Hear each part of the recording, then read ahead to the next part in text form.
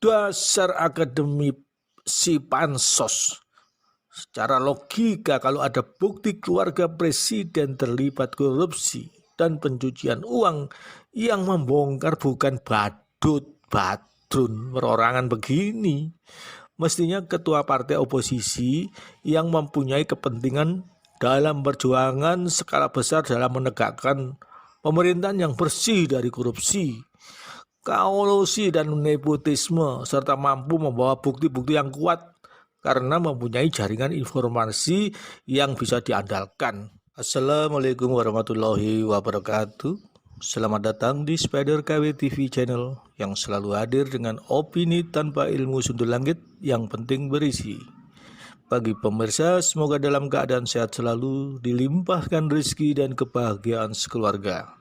Jangan lupa untuk subscribe, share, dan like agar kami dapat selalu tayang dan memperbaiki video-video berikutnya.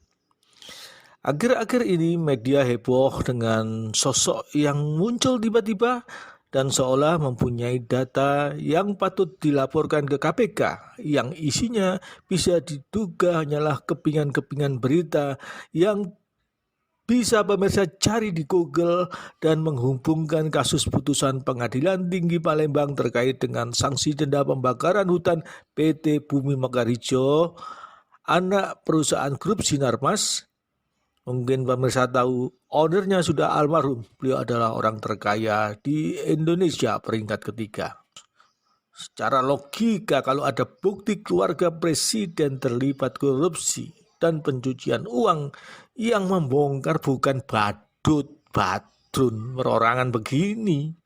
Mestinya ketua partai oposisi yang mempunyai kepentingan dalam perjuangan skala besar dalam menegakkan pemerintahan yang bersih dari korupsi, kolusi dan nepotisme, serta mampu membawa bukti-bukti yang kuat karena mempunyai jaringan informasi yang bisa diandalkan. Apalagi punya data berbasis kasak kusuk seolah bisnis Gibran dan Kaisang nggak bisa besar kalau tidak KKN. Kemarin Rizal Ramli, sekarang Badrun, yang seolah menggadaikan kebesaran ilmu dan gelar akademisnya hanya untuk membunuh karakter keluarga Presiden Jokowi demi mempengaruhi dan menghasut publik, seolah keluarga Presiden melakukan dan menyalahgunakan kekuasaan dengan KKN dan oligarki. Perlu diketahui, hanya anak Presiden Jokowi yang sepak terjang bisnisnya transparan bisa diakses publik serta bersinggungan dengan UMKM dan fokus dalam bidang F&B, bukan bisnis minyak atau batu bara atau konsesi perkebunan yang mengandalkan campur tangan kekuasaan. Setelah dicermati, persoalannya adalah berawal dari Pengadilan Negeri Palembang nomor sekian yang dipimpin Hakim Parlas Nababan pada 30 Desember 2015. Dalam amar putusannya, majelis meyakini tidak ada dasar hukum dan dalil apapun yang dapat menjerat perusahaan itu. Putusan Pengadilan Negeri Palembang ini menuai kecaman dari aktivis lingkungan. Sumber Tempo. Kemudian keputusan banding Pengadilan Tinggi Palembang, Sumatera Selatan menghukum perusahaan milik Sinarmas Group membayar ganti rugi sebesar 78,5 miliar dari tuntutan Kementerian Lingkungan Hidup dengan nilai 7,9 triliun pada tahun 2015. Nah, di sini kita bisa lihat bisnis Gibran dan Kaisang. Kemudian pemirsa, saya ajak untuk paham mengenai apa saja bisnis Gibran dan Kaisang tersebut. Bisnis kuliner Gibran Raka Buming bernama Mangkokku menerima suntikan dana tahap awal seed funding sebesar 2 juta dolar AS atau setara 28,3 miliar dari salah satu firma modal Ventura bernama Alpha JVC Venture pada tahun 2019. Dana tersebut akan dipakai untuk membuka gerai-gerai baru. Dari langkah bisnis ini, Alpha JVC berhak atas sebagian saham perusahaan. Mangkokku adalah restoran rice bowl di bawah bendera PT Pemuda Cari Cuan dengan Gibran dan Kaisang sebagai komisaris. Alpha JVC Venture juga menginjeksi 5 juta dolar AS setara 70,5 miliar rupiah kepada bisnis Gibran bernama Gola pada 2019. Jadi perusahaan Gibran dan Kaisang dapat total dana 98,8 miliar dari modal Ventura tersebut. Alpha JVC Ventures didirikan pada 2015. Maksud saya 2015, perusahaan tersebut mampu mendapatkan penggalangan dana ketiga dengan perolehan dana investasi senilai 433 juta dolar atau sekitar 6,6 triliun. Lalu apa kaitan dugaan yang dilaporkan oleh Badrun ini dengan KKN oleh kiprah bisnis Kaisang dan Gibran tersebut? Mari kita bersama. Nah, di sini pemirsa bisa melihat gambar mengenai perusahaan yang lain dimiliki oleh Gibran.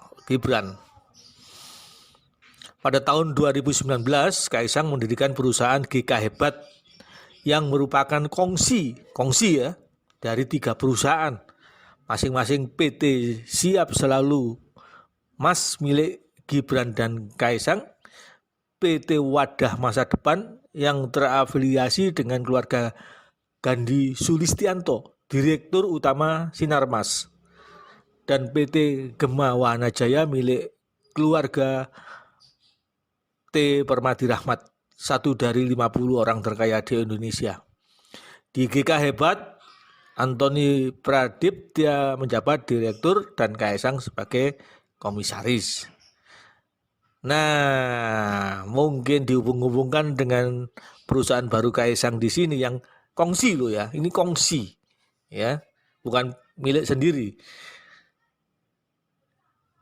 Di sini ada Direktur Sinarmas yang dihubungkan dengan pelaporan oleh Badrun tentang peristiwa yang sudah inkrah tentang putusan banding Pengadilan Tinggi Palembang, Sumatera Selatan menghukum perusahaan milik Sinarmas Group membayar ganti rugi 78,5 miliar dari tuntutan Kementerian Lingkungan Hidup dengan nilai 7,9 triliun pada tahun 2015. Kaisang Pangarep lewat PT Harapan Bangsa Kita, yaitu GK Hebat, yang didirikan, yang berkongsi ya, telah menggelontorkan dana sekitar 92 miliar untuk membeli 8% saham perusahaan pengolah makanan beku berbasis udang, yaitu PT Panca Mitra Multi Perdana Tbk, November 2021. Ini perusahaan yang sudah masuk di Bursa Efek, jadi terbuka. Dari gambaran di atas jelas sama sekali nggak ada hubungannya dengan putusan pengadilan. Karena semua yang bekerja sama dalam bisnis Gibran dan Kaisang adalah para profesional dan sebenarnya salah alamat. Kalau memang tidak puas dengan putusan pengadilan, sasaran tembaknya Mahkamah Agung, bukan berhalusinasi mengkaitkan dengan bisnis anak Presiden Jokowi. Karena bisnis mereka real, bukan abal-abal, serta didukung para profesional dan tidak ada yang berkaitan dengan tender pemerintahan dan bisnis kekuasaan. Jadi kesimpulan saya, Badrun ini cuma berasumsi dan keberaniannya untuk seolah menyerahkan data ke KPK yang berbasis kulak-kulik Google hanyalah berusaha untuk membuat opini ke masyarakat Indonesia dengan cara mendiskreditkan pemerintahan Jokowi seperti para kadrun pada umumnya dan nampak terlihat ada kaum oposan di belakangnya yang semakin gerah karena resesi global dan pandemi COVID serta barisan demo 212 Rizik Syihab tidak bisa menghentikan langkah Jokowi untuk lengser dari kekuasaan. Kalau memang dia mau bukti kuat tentang korupsi dan pencucian uang, lebih baik bersuara keras dan melaporkan kasus BLBI yang telah nyata selama 20 tahun lebih tidak membayar kepada pemerintah yang totalnya ratusan triliun yang belum ada payung hukumnya, yaitu Undang-Undang Penyitaan Aset.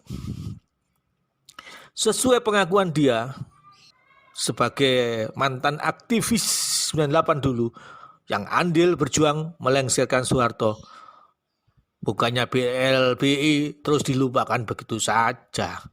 Salam waras. Assalamualaikum warahmatullahi wabarakatuh.